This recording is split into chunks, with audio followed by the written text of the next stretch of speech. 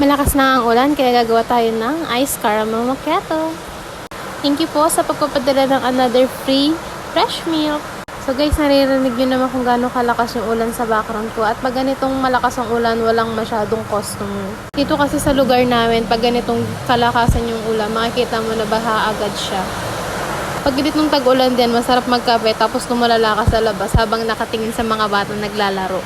Mapapatrowback ka na lang talaga at mapasabi mo, ang sarap na lang maging bata. Yung tipong wala kang stress, wala kang problema, hindi mo iniisip yung future mo. Gusto mo na lang lumaki. Yung tipong gusto mo maging nurse, o kaya maging teacher, o kaya maging sundalo, diba? So, enjoy life, guys. Let's drink coffee. Ingat! Kaya para sa batang ako, tama lang na in-enjoy mo yung buhay mo. Maglaro ka ng text, ng pogs, ng jolin.